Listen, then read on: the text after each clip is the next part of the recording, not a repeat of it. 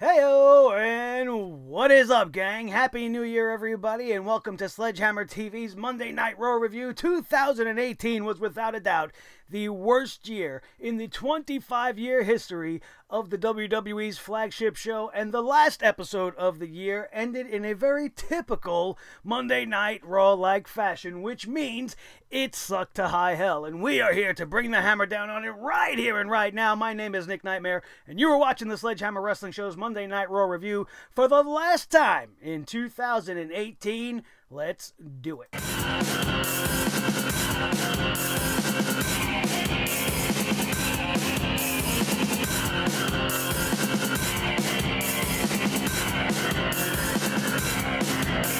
The Sledgehammer Wrestling Show.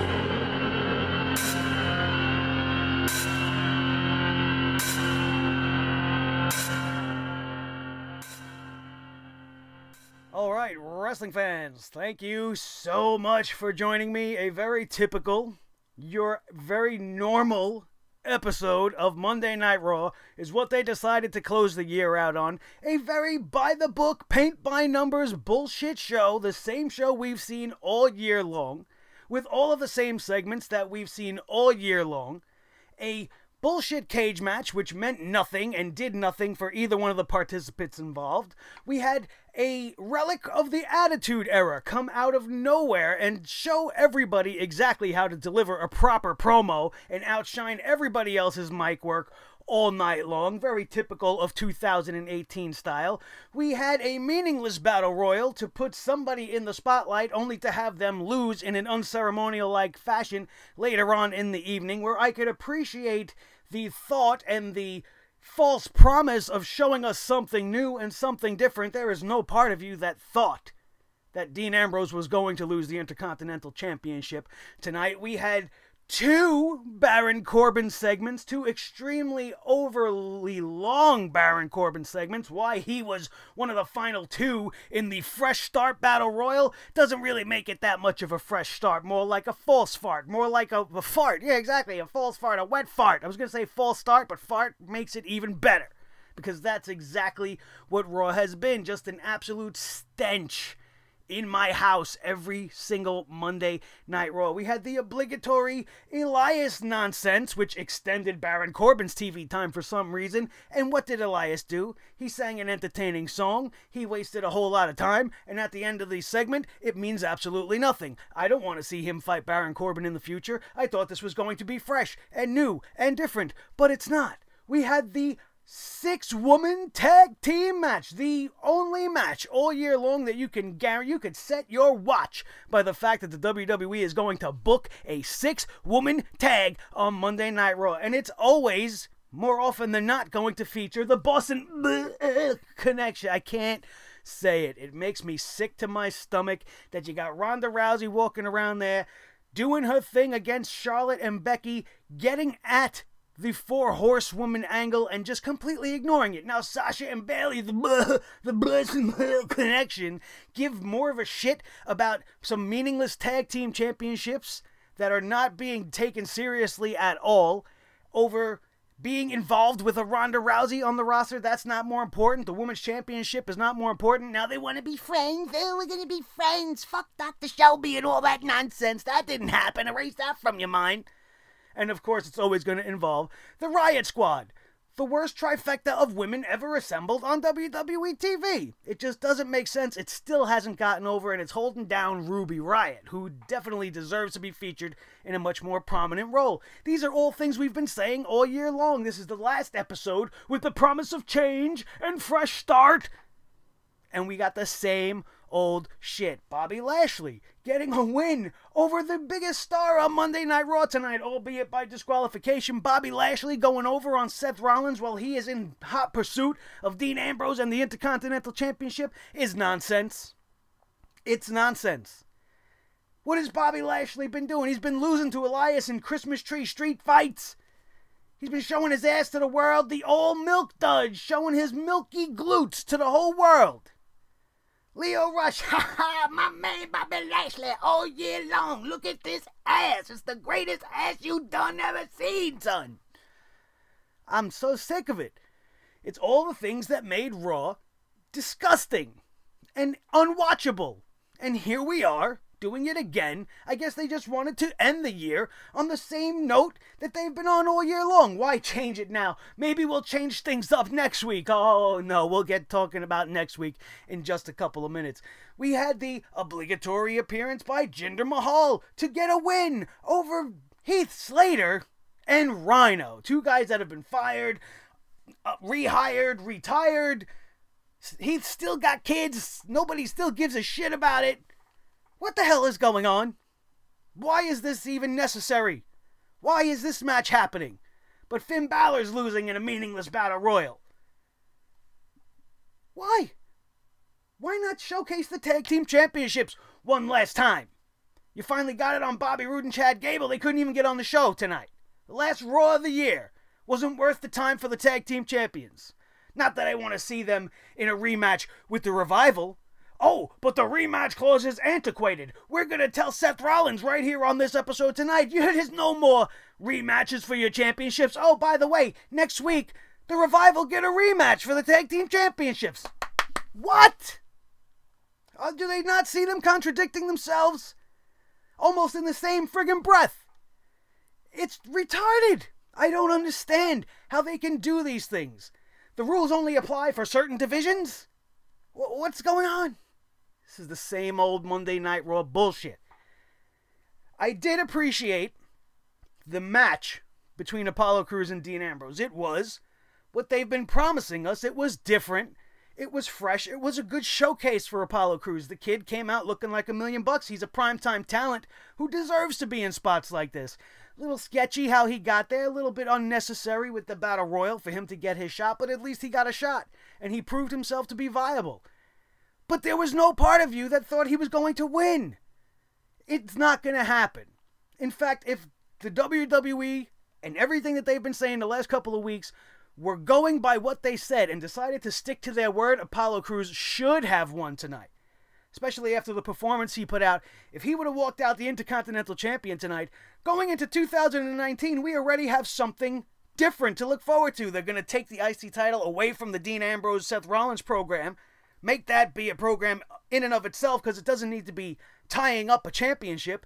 And then you have Apollo Crews as a new Intercontinental Champion. And who's going to face him? What are we going to do? How is he going to establish himself as the Intercontinental Champion? There will be some kind of a bright light at this 2019 tunnel we're headed for. But there is no light. Everything is still dark because Dean Ambrose is still the champion. He's still coming out dressed as Bane with his stupid furry jackets and his ridiculous hatred of germs and Seth Rollins. And it's almost as if Apollo Crews was an afterthought. He didn't even give a shit. And he won by the skin of his teeth. And it was a great showing for Apollo Crews. But what did it really mean at the end of the day? Nothing. Absolutely nothing. And then we end the night with Nia Jax and Tamina going up against Ronda Rousey and Natalya. A match I could live without. A match we've seen a bunch of times. Interchangeable parts. It doesn't matter who it is. Whether it's Ronda and Mickey or Alexa and Nia, Alexa and Tamina, it doesn't matter. You could interchange whatever. This match was, it is what it is. This was a way for them to have the women main event, the last show of the year, since that's been the trend all year long. It's been made special to have the women in the main event, but when you have them in the main event so many times, especially in meaningless matches like this one, how special is it for the women to be in the main event? Having the main event spot on the prime show, the A show, should showcase a big match. It should be given a reason to have the main event given to it. Like a Becky versus a Charlotte or something big that's going down. A good one-on-one match, Ronda versus somebody other than Nia Jax. Or even Ronda versus Natalya. Instead of doing it last week, you could have built it up, maybe showed a little tension, get the storyline going a little bit, and then have it warrant being in a main event. But instead, we're just throwing main events at the women just to do it, which every time you do it is actually taking value away from the actual times it needs to be in the main event. That's my story, and I'm sticking to it. It was a decent match. It was a good showing for Ronda. Tamina is a train wreck. She can't take the simplest of spots. Natty's a solid talent. She does what she's got to do, and it was a decent match. Was it a main event match? No, Absolutely not. Is Ronda getting better every week? Absolutely. Her performance tonight was great. Natalya is always, like I said, consistent in the ring. She does the best she can. Her weakest spot is her acting and her promos, and whether she could remember whether it's the left or right leg that we injured last week. Little inconsistencies like that, but in the ring, Natty is solid. And it made for a decent match. Even Nia Jax was a little bit better than she usually is, but being in this main event spot, it meant nothing. There was nothing special about it. For Raw to go off the air in 2018 with Natty and Ronda kissing and hugging in the middle of the ring, that's how we're going to encapsulate the end of the year. I don't get it. Just more of your typical Monday Night Raw bullshit. The best moment of the night for me, like I said, Triple H coming out there tonight and doing what Triple H does, doing what guys from the Attitude Era do. The Undertaker could come out and just lay smack on the mic. The Rock will come back and bury anybody, even Austin, anybody from that time, because you were allowed to be yourself. You were allowed to go off script. You were allowed to just flesh out your character through your words, and it became second nature, so that when the light went on and the mic's in their hand, they just go next level automatically. Triple H came out and showed that tonight. Was the most intriguing moment of the night. Every word that he said to Seth Rollins. However, on the flip side of that, I can't help but feel like this echoed some of my feelings when I saw Vince McMahon get in AJ Styles' face last week and smack him around.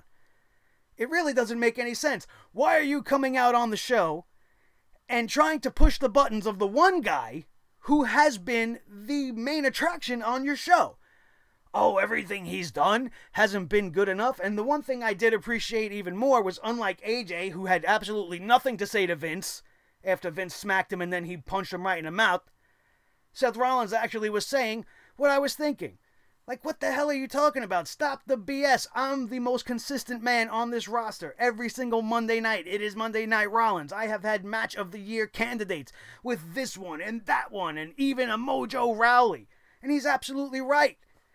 He had that gauntlet match performance. He has been the one reason you enjoy in-ring action on Monday Night Raw. Whether it's his matches with Finn Balor or Dolph Ziggler, they've always been great quality matchups. It's just the stories surrounding it and the Shield or the Roman Initiative at the time, and having him have the Intercontinental Championship take a backseat just for being in the Shield. These are the mistakes they've made with Seth Rollins down the line, but he has always been 100% the guy you want in the ring all year long, and he addressed this, and he said, what the hell are you talking about? So you want me to be this mean, ruthless, aggressive Seth Rollins that takes what I want and gets what I want by sheer force? Like, why are they taking the baby faces that you can build the company's whole brand around in the two same instances? AJ Styles, the number one guy on SmackDown Live. Seth Rollins, the number one guy on Monday Night Raw. And now two McMahons on back-to-back shows are getting in their faces and trying to amp them up. And trying to make them more vicious, more vile. They want more venom from these guys. But I don't understand why. It doesn't really make sense at the end of the day why he would even do that to try to fire him up. And even Shane McMahon, when he came out to bring the whole vibe down, because it got to this real intense vibe, and then Shane's music hit, and you, just like me, I know all of you at home were just like, oh, they just ruined this. And then Shane comes out and he makes all these things, and he's like, hey, why are you beefing this guy up? Why are you firing him up? He's going to burn the whole place down. Will you take it easy? And that's what I'm thinking. Like, what is the point? What is the reasoning behind this? Triple H even made mention that Seth Rollins made me believe in you. You made me believe in you. And when I didn't believe in you, you took me to WrestleMania and you kicked my ass so that I believed in you again. So we're not going to go back down that road. You just told us that road's already happened. So why are you getting in his face? I don't understand it. Just for him to come out and say, the rematch clauses is no more. We're not handing anything out. But then you hand Bobby Lashley a match with the number one guy on the show. It doesn't have any implications. And then Bobby Lashley gets the win. It's a whole circle of confusion based off of the one moment of the whole night where I thought this was great. Did you give a shit about anybody's New Year's resolutions? I didn't give a shit. I didn't listen to not one of them. You got next week, my biggest concerns It's not the tag team championship rematch.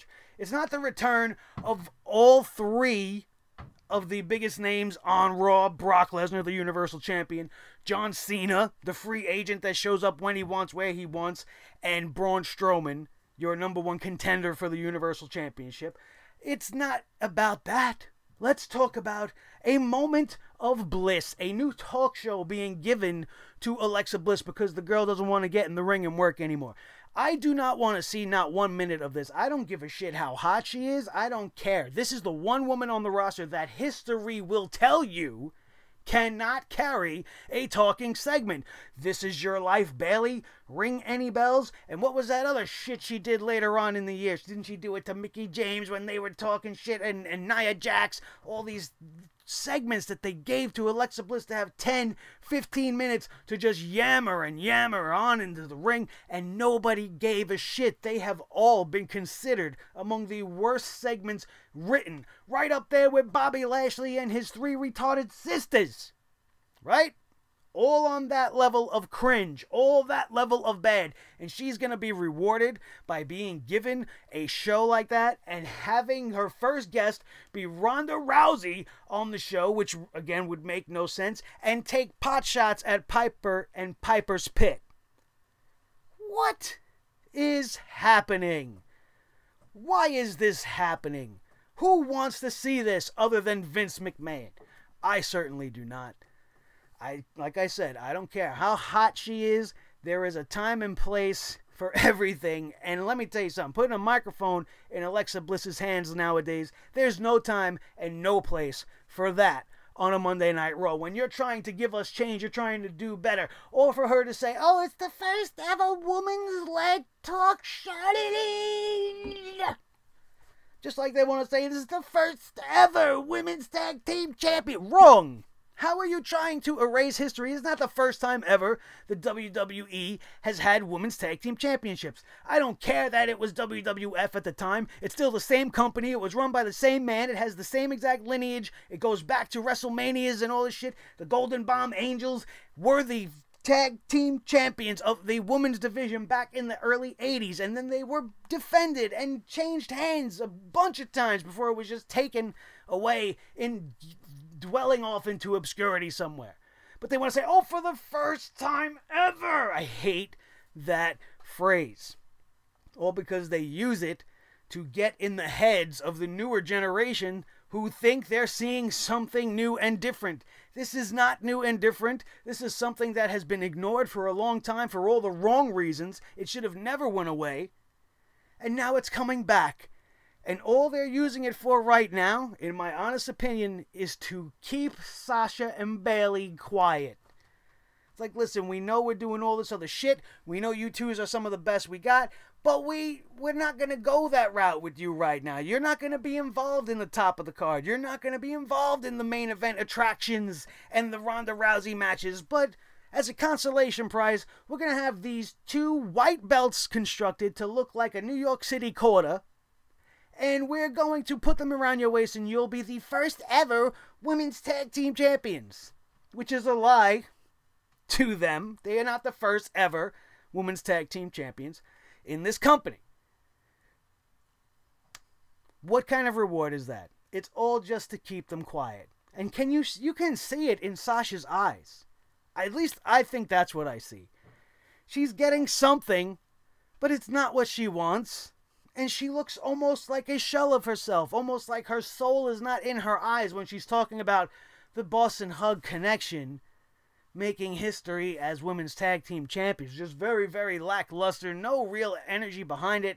Even Bayley, bouncy, happy, chippy Bayley, is feigning to muster up the excitement. And goes, oh yeah, we're going to be the first ever. Meh. Terrible. Absolutely disrespectful to both of them. The Women's Tag Team Championships, when they debut, the only way it could get any worse is if it ends up around the waist of the Bella Twins as the inaugural champions. Because how much more of a slap in the face can you get for Sasha and Bayley? Do I have to talk about Jinder Mahal? Because I don't want to. I'm done with his saggy nipples and his ridiculous beard and his little sing midgets. I don't want to see him anymore. Nobody wants to see him anymore. He brought SmackDown Live into the toilet, and then they brought him to Monday Night Raw, which was already a toilet, and now it's a cesspool of despair and lost hope. Especially when I'm still seeing guys like Jinder Mahal. It makes no sense. But this is new. Fresh start. Fresh start. Absolutely ridiculous. That's pretty much all up and down my feelings about this card. Drew McIntyre versus Dolph Ziggler to kick this thing off in the steel cage. Was it a good steel cage match? No, it was not. The cage being around the ring almost was just there as eye candy. It was barely used, and when it was used, it was very just blah. There was no real fire to this match. In fact, the most interesting things about this match happened when the match was already over. And Drew McIntyre decided to make a statement at the expense of Dolph Ziggler, claiming also that he is going to be the winner of this year's Royal Rumble. Great. Good. I hope that's the case. If Drew McIntyre wins the Royal Rumble, I would maybe think that Braun Strowman might come out on top of Brock Lesnar, but I truly don't believe that's going to be the case. But then we can probably have a triple threat at WrestleMania, Braun and McIntyre and Brock, and then you could have Drew McIntyre win the Universal Championship at WrestleMania by pinning Braun Strowman and not involving Brock Lesnar in the pinfall, and everybody can be happy, and then Brock can go fight in the UFC, and yada yada yada. At least we'll finally have the championship back on Monday Night Raw. You know what I didn't want anymore on Monday Night Raw? More McMahons. I didn't want more management. I wanted to see a return to some normalcy with the Universal Championship. Have the actual #1 title in your company on your programs. That might help get your ratings up no matter whose waist it's around. But Raw continues to just be just the worst. Just the absolute worst. And they ended the year on the continued route of the downward spiral that is Monday Night Raw. Thank you guys. There's not really much else to talk about. You guys seen it for yourselves. These pre-taped shows with the bullshit audio feeds and the manipulation and everything that goes into producing these not live shows it's so obvious. It's so obvious when you're looking at a crowd that's sitting with their hands on their asses and you're hearing a thunderous ovation and not seeing that same type of energy from a crowd that's sitting around doing nothing with their faces in their phones, holding up signs and saying nothing. It's so obvious. The editing was terrible. They make it so obvious. At times it was clear as day. It gives it a very generic feel. There are many times during this broadcast that you can audibly hear the difference in Michael Cole's post-taped commentary and what he actually was saying live on that night. The audio, it's there. Go back and listen to it. Actually, don't. Don't waste your time. Don't waste your eye strength or your earballs on any part of this Monday Night Raw for a second time. Not even for your first time. If you didn't watch Monday Night Raw, you didn't miss a goddamn thing. That, my friends, is all we got for this Raw review. We're exhausted from last night's New Year's Eve extravaganza. Me and my wife and our two friends, a 4-man party, which always goes down with style. You can see some highlights on that on my Instagram account if you were interested in any of my holiday festivities. You can check that out at Nick_Nightmare on the Instagram. Follow me on Twitter at Nick Nightmare if you aren't doing so already, because you're always missing my live and up-to-the-minute reactions to all things in the world pop culture, not just pro wrestling.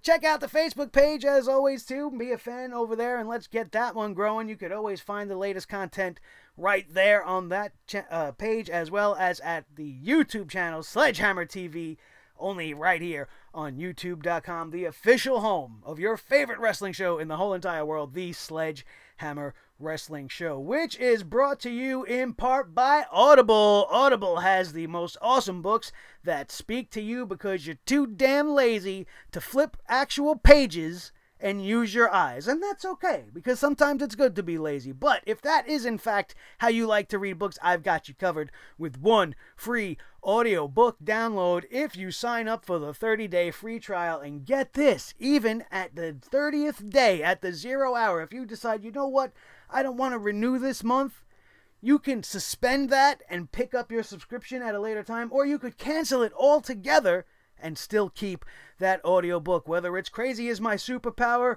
or The Death of WCW, among hundreds of other pro wrestling related titles, or science fiction, romance, maybe you want to learn a new language. It's all right there at Audible. So use our exclusive link, audibletrial.com/sledgehammertv. That's audibletrial.com/sledgehammertv for your free audiobook and 30-day trial of their service. My name, ladies and gentlemen, is Nick Nightmare. This is my team, Thor the Sledgehammer, the official sledgehammer of the Sledgehammer Wrestling Show, and the wrestling god of thunder, his tag team partner, the world heavyweight champion of all the microphones in all the world, Mr.